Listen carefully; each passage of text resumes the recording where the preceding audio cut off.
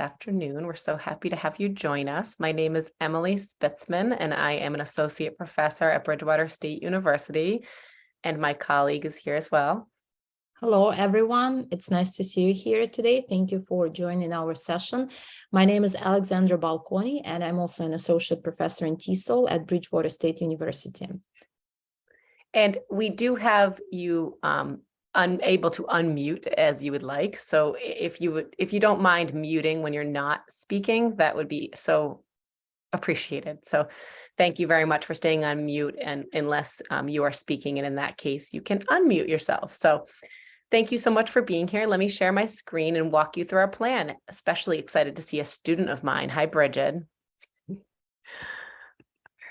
And of mine. And right, ours. We should say Yeah. here. Exactly. That's the right grammar. All right, here, slideshow. So our plan for today is the following. We'll start with introductions and context, talk a little bit about our backgrounds, and then we'll share our background on language objective research, which actually was a springboard for our research into culture objectives. We will review culturally sustaining pedagogy with you, as well as culture objectives, explain how we have gone about teaching culture objectives, and then what we did to analyze our lessons in which our students developed culture objectives and how we examined them to look for strengths and areas that need improvement. And then finally, next steps, which involves a little activity and reflection for all of you. So first, we would like to start with an introduction activity, and we want you to get to know each other and have like an icebreaker activity, a 5-minute quick breakout room activity. And we wanted to discuss these 3 questions in the breakout rooms. What is your current professional role? What has your experience been with integrating culturally responsive pedagogy in the classroom? And why did you choose this session? And we want you to post your brief responses to the 3rd question in the main room when we're back after the breakout room activity. If it's helpful, you can take a screenshot or a picture, a photo of this slide so that you remember the questions when you're in breakout rooms. We will have 3 people or around that number in each breakout room. Did you all have a chance to take a picture or to remember the questions? Do you want us to show the slide again? So what is your professional role? What is your experience integrating culturally responsive pedagogy in your practice? And then also, why are you here? Why did you choose this session? It's so great to see such a large group, and we're so curious about what drew you to this particular session. And when you come back, that is the question number 3, you will post in the chat as to why you chose this session today. So I'll open the breakout rooms if we're ready. Excellent. Thank you, Danny. Thank you. Yep. Welcome back. As you're jumping back into the main session, if you had a chance to talk about why you are here, hi, nice to see familiar faces. If you had a chance to actually talk in your breakout groups about why you're here, if you don't mind popping that in the chat, that would be great. Why did you select this session to join? If you could pop that in the chat, Alexander, and I would be so appreciative. The question, you mean? Of why you have chosen, the answer to the question of why you've chosen this session today. Do you want me to post something? Oh, no. Oh, We okay. would just Sorry, I just we'd be appreciative if you could share what you discussed in your breakout groups. That would be awesome. Right. What are you hoping to learn? What draws you to a session on culture objectives? It says the chat's disabled. The Zoom chat Sorry is, about but the Whova chat is where we're chatting, so you can chat there. Oh. And I can read things out loud too, if that makes it easier. And Emily and Alexander, if you prefer to use this chat, I can open that one up too. I think maybe Zoom chat. Is everyone logged into Whova? Is everyone familiar with the chat option there? What is easier? Yeah, there's a lot coming in on that chat because I think Okay. that's where people are accessing this. I can read some of the comments Yeah, if you aloud. can read that, because I don't Yeah. have it open Yeah, right yeah, now. okay. So there's a lot of comments. Johnny says, I'm an ESL teacher, been with the district for 5 years, have majority Hispanic students, which makes it easy because I speak Spanish. Somebody said they're here because the title attracted them. Amy says, it's new to me and I'm interested in learning and knowing more. Lindsay says, planning sessions with cultural objectives. David says, I've had some PD reading, culturally responsive teaching in the brain, and I'd like to learn more about that. Julia says, I want to learn more about what cultural objectives are and how they differ from language objectives provided through a lens of culturally responsive teaching. Emma says, simply interested in what others have to say regarding this, as I feel is super important. We have Johanna, an associate professor at UMass Lowell. I regularly teach the SEI course, which always needs more culturally responsive practices. I'm also the editor of Metzl Currents and will be describing this session in the next issue. Excellent. Thank Yeah. you all for There's sharing. lots more, but yes. We'll read them all. Yeah, they'll be there too after the Yeah, excellent. session. Thank you so much for reading them, and thank you everyone for posting your answers to the third question. Hope you had good discussions and you got to know each other in your breakout rooms. So we're going back to our PowerPoint.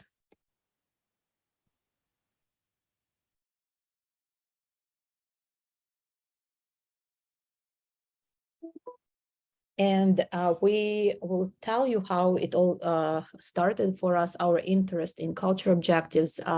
So first, Emily and I collaborated on research on language objective. And I would say it's been 5 or even 6 years that we've been collaborating on this area. And the interest came from our own teaching experience at Bridgewater State University, specifically teaching SEI courses.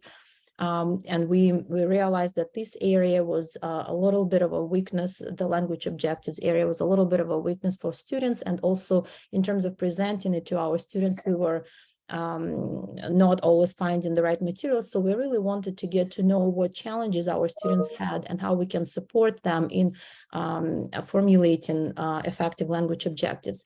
So, and there are a couple bullet points summarizing this, the kind of how it all started. Students demonstrated limited understanding of language objectives. Also, a lot of them reported that they did not have a lot of experience formulating language objectives for the content that they taught. There were also unclear recommendations for formulating language objectives in the literature. And for us, as I already said, there was need to support our students in this area.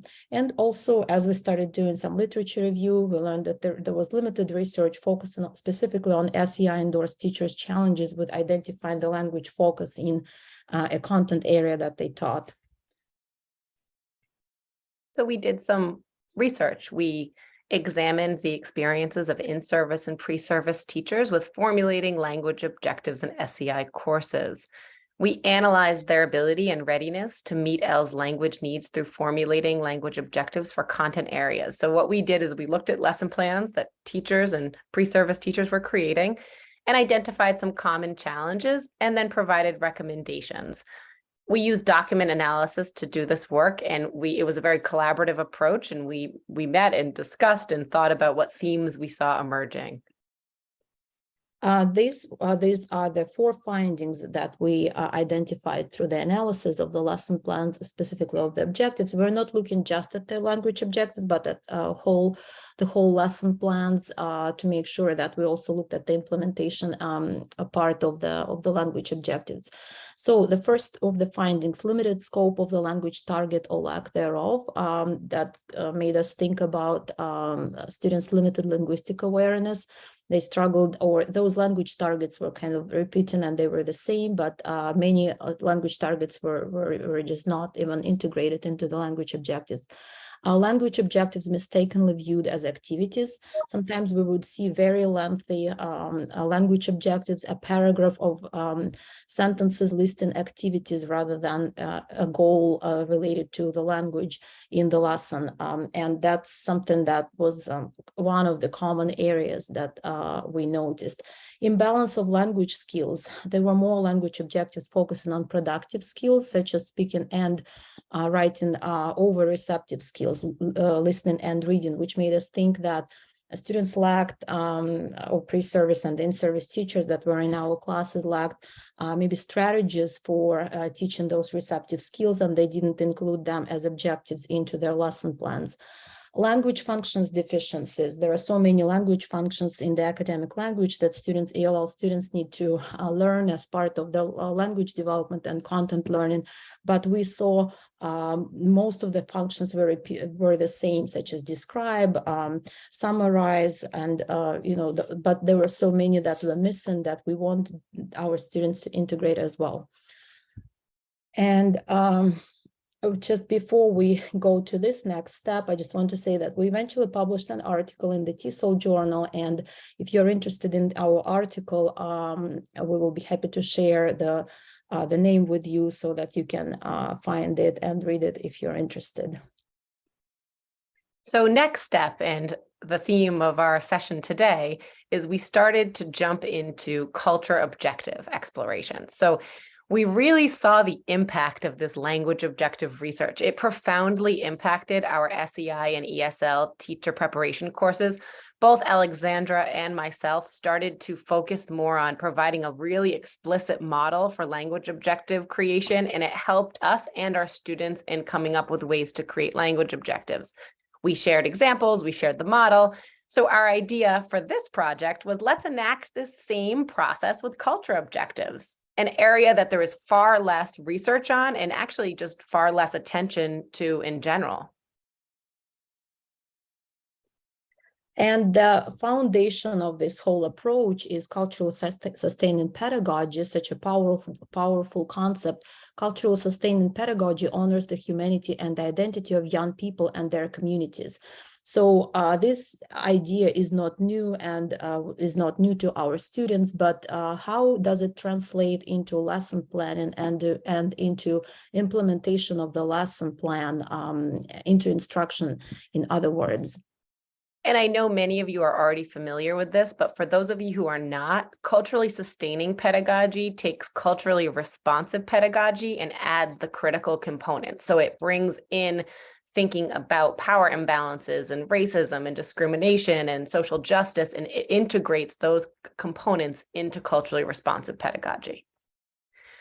So we all want to be culturally sustaining educators, right? That is our intention. I'm sure all of us here do, all of our teachers do, our students want to be culturally responsive students, but how can we approach this work with more direction and clarity? So we want to share with you now Jose Medina's a clip from Jose Medina talking about culture objectives, as we have really built a lot of our focus and our model from his work on culture objectives. So let's listen to him discuss the purpose of culture objectives in a lesson plan. Sorry, I'm going to actually go to I have the minute up here. Hold on. Here we go. We are either maintaining or dismantling systems of oppression in the school building. Number two, we have to embrace translanguaging research and cross-linguistic connections. And the third tenet is that we really have to create this madre, as I like to call it, in the name of equidad and social justice, that anti-bias, anti-racism, critical consciousness, sociocultural competence work. And that third piece, that's where the culture learning target really plays a role. The culture learning target, which really has been ignored in most classrooms, contextualizes the content and the language learning targets. It's the why, and it's the way that we actually disrupt those systems of oppression that exist in every single classroom. If kids don't own the content, the language, and the culture that is taking place, the learning that is taking place, then we in fact become the oppressors. And so it doesn't matter what activities we plan after that.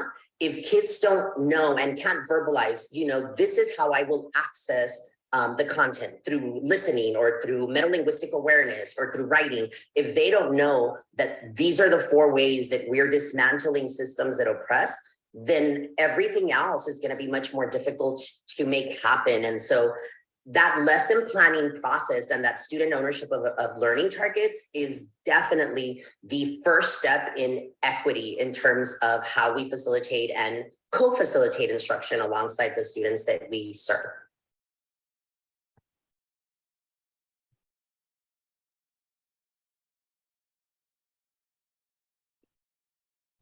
I don't know why it keeps hiding when I go back to it. My apologies. Weird. 1 second. Thank you for your patience. My apologies. I don't know why it keeps doing this. Technology, we love you so. Let me count the ways.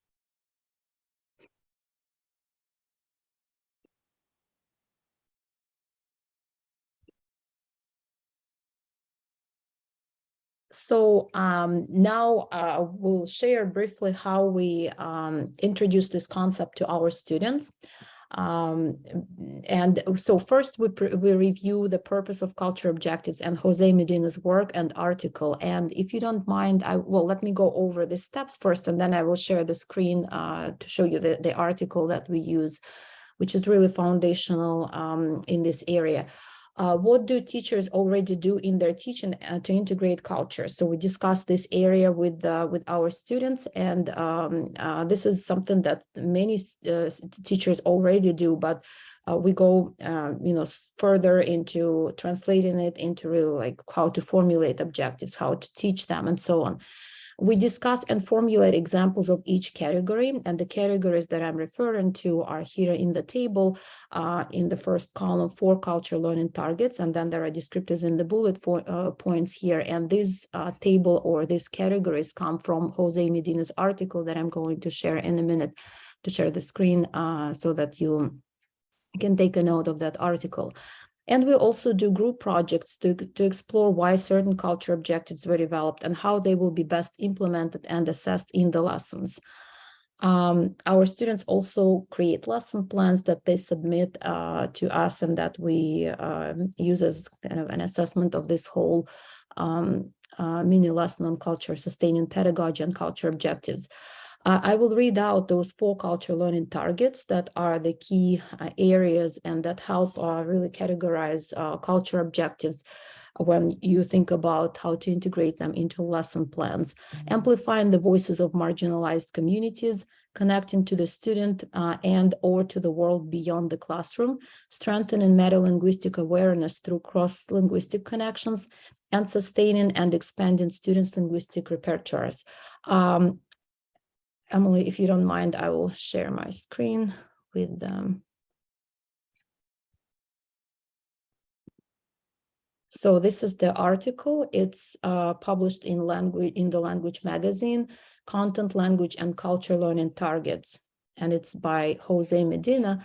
And it introduces this C6 Biliteracy Instructional Framework, which is abbreviated to C6 by BIF, and the C6, these are the 6 C's that are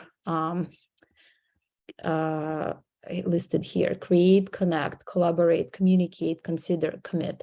And there are descriptors and identifiers for each of them. So this is the framework that he uses as a foundation for content, language, and culture learning targets. And then that little chart that we had on the slide is also integrated here. And there are examples for each of these culture learning targets. I'm scrolling down to show you, because it all goes over content objectives, language objectives, and then finally culture objectives. So those culture learning targets are listed here, and then there are examples as well. So these are great examples to share with students. Thank you, Alexandra. I really like how that point is emphasized there, that when she was sharing her screen, the idea of moving beyond performative equity work into real meaningful equity work through having these culture learning targets. If you probably heard in Jose Medina's brief 2-minute overview that he's really trying to center the idea of equity work in the language and content objective work that we're doing in order to make it not take a backseat, to make it be central to our work. So I highly recommend you explore Jose Medina's work in the as a backdrop to what we're talking about here.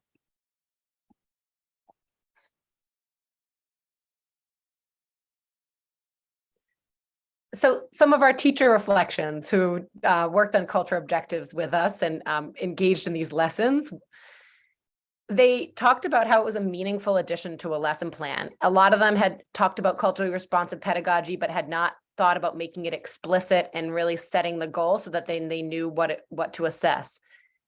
They said it did not feel like an unnecessary add-on when there are already so many areas to focus on, right? We know how Alexandra and I are both educators and we have practice experience as well. And we know that sometimes there's all these additional requirements for what you need to add into a lesson. But our teachers felt like it was a meaningful addition to a lesson in a way that focused it on equity and culture in a way that it was not being focused previously. Being explicit about cultural responsiveness felt new and helpful. It didn't feel like they had been as explicit in previous experiences and lesson planning practices. And then it made it easier to know what to assess, right? How do you assess whether you're meeting your culture objectives without really knowing what they are, right? We all have intentions of getting to know our students and bringing in home languages and integrating culture. But if we set these really clear culture objectives, we will then be better equipped to know what to assess when we get to that point in a lesson. And I just wanted to add that one of my students summarized it really nicely. She did not feel that it was even any addition. It wasn't an addition at all. It just made it clear how to integrate that culture component into lessons, something that they were already doing and trying to do well. But this really structured, this approach really structured it for them and made it clear in terms of how to integrate it into a lesson. So we both taught this course, TESOL 501, Second Language Teaching and Learning, this academic year.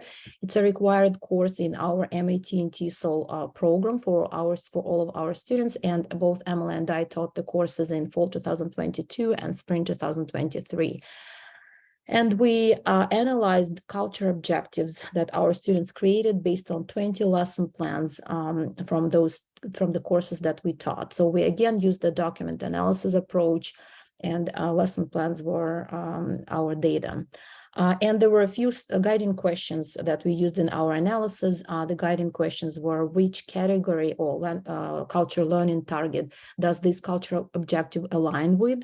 What are some areas that need improvement? And what other themes are emerging in this analysis? So these are some preliminary findings. And the most common focus that we saw our culture objectives have was connecting to students' real lives beyond the classroom. You're probably not surprised by this, but one of the most common ways that a culture objective was integrated into a lesson was to bring in specific examples of connections to students' lives. Here are some examples. I can use my experiences from my cultural identity or native country to form connecting questions or retell how my understanding of milk production has changed. I can make connections about the characters' lives and my own. Students can connect the fruits in the book and the fruits they like to eat. I can retell the order of events during the evening with my family. Homework shared the next day. This is the most common way that culture objectives are brought into a lesson. And even when it's not made explicit in a culture target at the beginning, this is the most common way that I see cultural responsive pedagogy happening in the classroom, where you're seeing teachers make connections to students' lives. Thank goodness, right? Because otherwise we would lose them. We appreciate this. This is valuable, but it is definitely much more common than the other approaches. And that one aligned with the second culture learning target in that chart that we shared with you in one of the previous slides. So our next finding, or one of our findings, was connecting to the world beyond the classroom and connecting to the content beyond the lesson. So this was another area that many, and actually, well, not too many, but we didn't analyze too many lesson plans. 4 objectives for each of the 2 we found were focusing on. And there are a couple of examples that I can share. I can make connections between the features of extreme Earth and other texts I have read. Students will identify where rainforests are located in the world by looking at a map. Students will make connections to movies, pictures, books, articles that they have encountered using the vocabulary of the layers of Earth. So in addition to the world beyond the classroom, connections to the world beyond the classrooms, we found that our teachers, pre-service and service teachers, our students were connecting to content beyond the lesson, which was kind of a sub area in the cultural learning target 2 in Jose Medina's work. Another area that we saw in the lesson plans was the strengthening metalinguistic awareness through cross-linguistic and metalinguistic connections. We saw students, We saw students state, I can identify cognates for key vocabulary that will help my content understanding in Portuguese, Spanish, French. Students can make cognate connections with their native language. For example, bananas in English and Portuguese sound almost the same. Students will identify cognates that will help with language and content in English while connecting to poems and their cultural background heritage. This objective also has a focus on connecting students' real lives and a focus on amplifying the voices of marginalized communities. So you're seeing here a focus on cognates, right? A common focus when it comes to cross-linguistic connections. Another area or finding that we came up with was sustaining and expanding students' linguistic repertoires. So that's another area that we found culture objectives aligned with. And there are a couple of examples. I can make connections with my classmates by asking them questions about themselves in my home language, develop a connection between classroom and home by using first languages. Students will be able to share their ideas in native language, and student mentor will help interpret into English. So as you can see, there are connections to other languages here, and these culture objectives were we found them in the lesson plans of our students who could actually speak other languages, not just English, who had other native languages that they could speak. And that was interesting. We'll share a little more about this area, because in the lesson plans that our students who do not speak other languages, we were not finding many, or actually we were not finding any culture objectives that integrated students' home languages, ELL's home languages. So some areas that needed some work. We noticed that the metalinguistic and cross-linguistic connections were not that explicit. For example, there were a lot of examples that included cognates, but not many other cross-linguistic connections. And this pointed to something that we noticed in our language objective research as well. It's an area that needs work for sure within teacher preparation programs, and I think across teachers, both in ESL and beyond, the need for more linguistic awareness that has a pedagogical implication. I think there's a tendency to focus on linguistic awareness apart from the pedagogy aspect, and I think it's really important to draw connections, and we're thinking about how to integrate that even more in our program. In addition, we saw very open-ended culture objectives, not very specific. We need more specificity and connection to content in the culture objective. So for example, students will be able to explain what it means to be a good egg in their culture. That's much more specific. Or students learn and share about Independence Day in students' home countries, rather than just saying students will connect to their backgrounds in this lesson. It's nice to see the content connections and exactly how they will connect to their backgrounds, or what cross-linguistic connections will be made. If a teacher or a student doesn't speak the student's native languages, they did not include culture objectives focusing on the goal to use students' native languages. This proved very interesting to us because it's something we're always working on. I'm the coordinator of our bilingual education program at Bridgewater as well. And we're always thinking about how to integrate home languages into the classroom for everyone, how to translanguage, how to make sure that it's not just English in the classroom so that we support the language and the culture of our students. And then lastly, the focus amplifying the voices of marginalized communities was rarely found in the analyzed objectives, which Alexander will speak more to in the next slide. Right. So based on these areas that need improvement, we came up with next steps in teacher preparation courses, what we should do in our courses to support our students in these areas, in this kind of areas of weakness. So we think that it's important to continue to practice formulating culture objectives for each of the 4 areas, for each of the 4 culture learning targets. And there are some guiding questions that can help with this task. What are ways that the voices of marginalized communities can be amplified in their teaching that goes beyond making connections between the content and students' lived experiences in the world? Could they bring in other voices into the discussion? Outside speakers, for example, or texts written by an author or about a population that is usually not included. So what content can be used to support not only the voices of those who are in the classroom, but those who are not.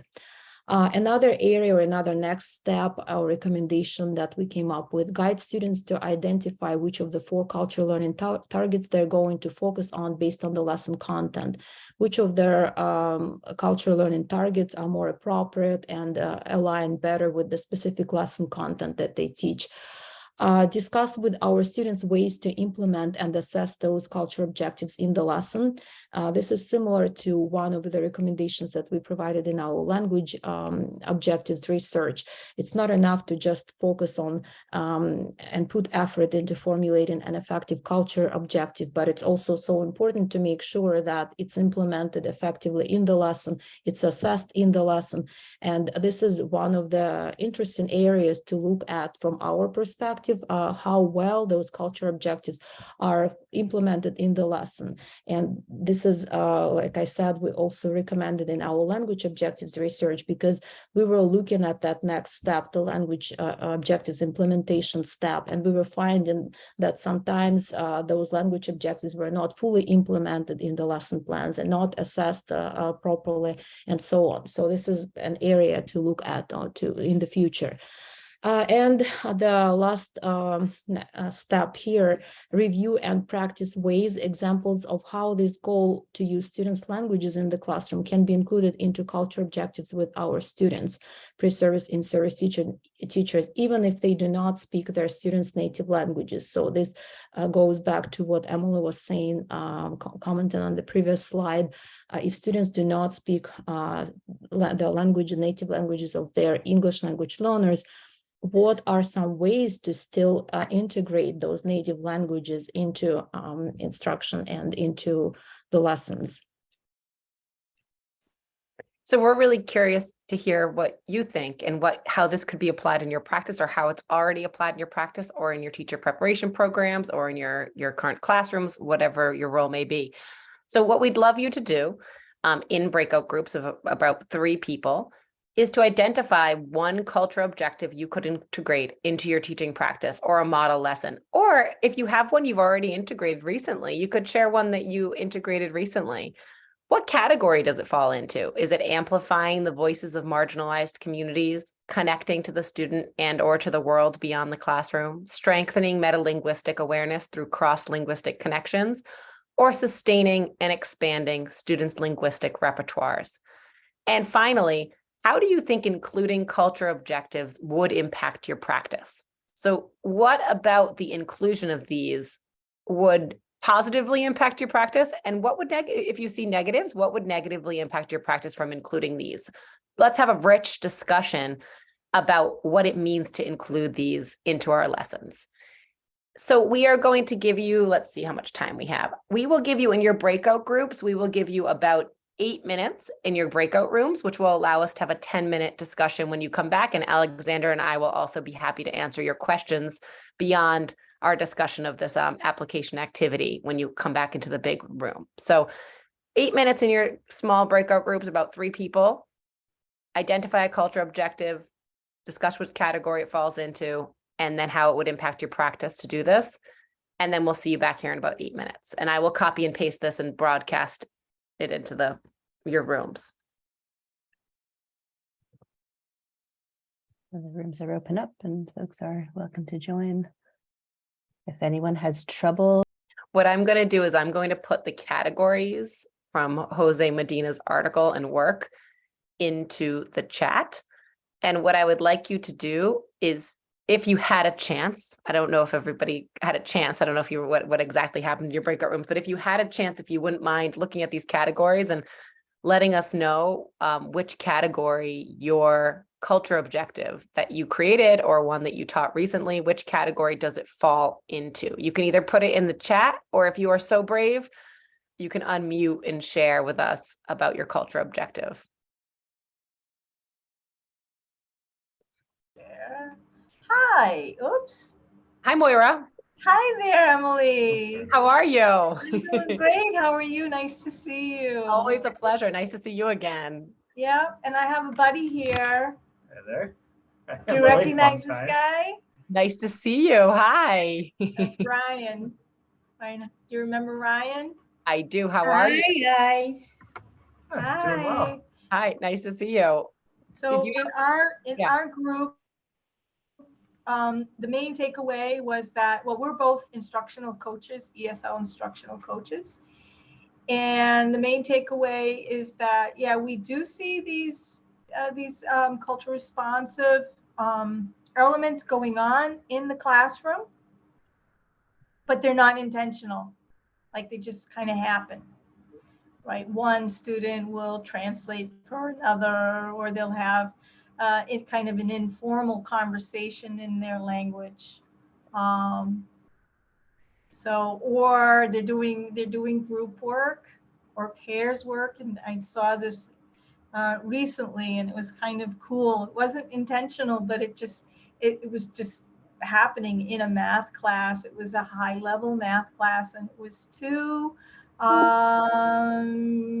Cape Verdean students, and they were translanging, if that's the correct word, working out a math problem, and they were going back and forth from Cape Verdean Creole to English. So it was really cool. So I think the next step for me as a coach next year is to put the unintentional intentional, and the way to do it, as you so beautifully have presented to us, is to have it in an objective, so that it is clear and so that it happens. Thank you for your contributions. We really appreciate that. Does anyone want to add to what Moira just mentioned?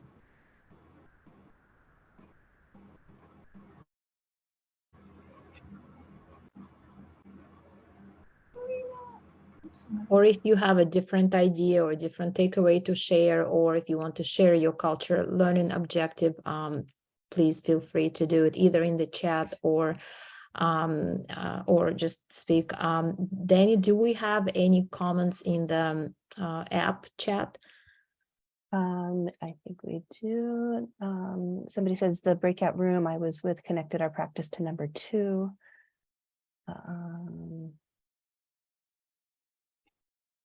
I think that was the only conversational one. Most of the comments are about audio. Can I ask, hi, I didn't see a way to raise my hand, so I'm just jumping in. That's what we hope for. Jump in, please. Okay. It feels so good. So I just was wondering if you could give, so we had multiple conversations, but one question that I had, because this is all a little bit new to me, like I haven't ever thought about like, oh, I could have like an intentional cultural objective. So thank you for that. But for the first one, in terms of highlighting marginalized voices, how would you create a cultural, can you give an example of a cultural objective that includes that? That doesn't, how do you say, re-marginalize? Like in my, because I'm just thinking like about a current unit that I'm on, current unit we've done on like conservation. And so, we've tried to highlight conservationists that are, like from the country, from a country, or, like that have, like in this case, like a woman who's Indian doing doing conservation in India, you know what I'm saying? But I don't want to sort of preface that as, oh, this is a marginalized voice, because then that re-marginalizes it, like, because we want those voices to become main and center. So I just wanted to know how you would articulate that in a way that, if necessary, if needed, or Oh, of is that course. just for my own lesson planning as opposed to making it explicit for the kids? Well, Anyway. what I would say, first of all, is absolutely 100%. We do not want to re-marginalize by having an intention to amplify voices of marginalized communities. So absolutely, that really speaks to me when what your question, I hear what you're saying.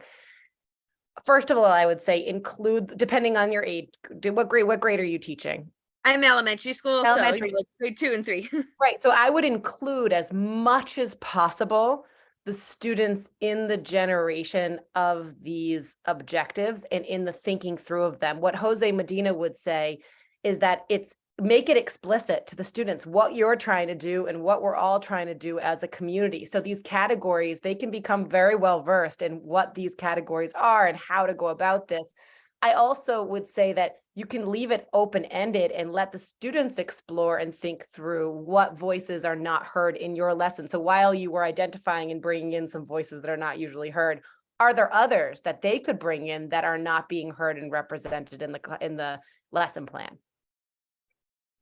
And so what would be, like, if I'm presenting, and you can correct me if I'm misunderstanding something, like we regularly have like a science objective, a language objective that we review with the whole class. So are you recommending like that we have a cultural objective in an equal way?